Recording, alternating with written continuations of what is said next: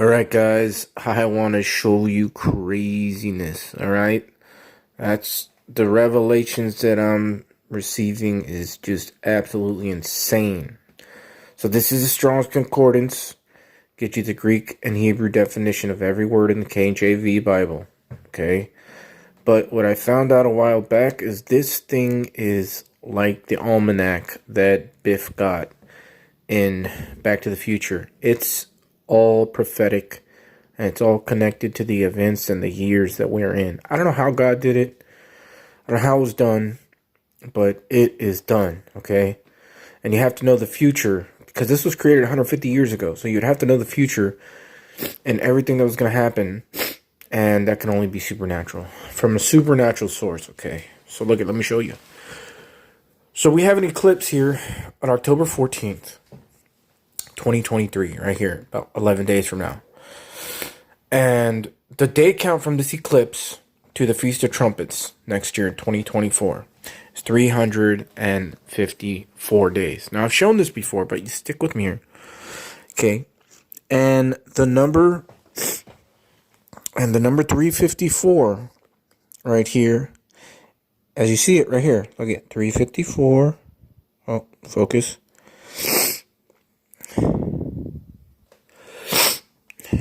As you see it right here, 354 in the Greek. And you can see right there on the bottom, the number 354 in the Greek means taking up an ascension. Okay? So that's the day count from this solar eclipse on the 14th of October to the Feast of Trumpets. Now, like I've shown before, that takes us to that point, the Feast of Trumpets next year, right? 2024. But then if we go from that Feast of Trumpets to the next jumping point, which is the Feast of Trumpets in 2025, the day count is 356. So we got 2 time jumps, right?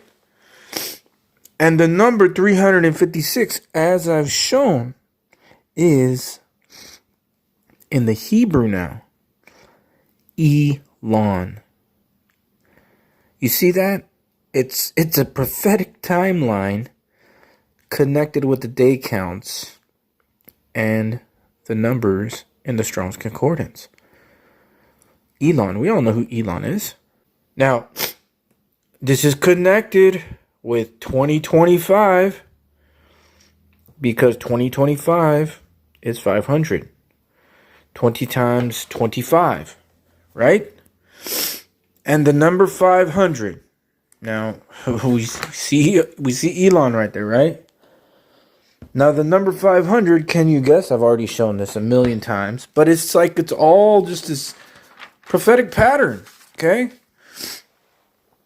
And the number 500, as I look for it right here, just to show you, to make sure you see it, the number 500 in the Strong's Concordance is Antichristo, an opponent of the Messiah in the Greek.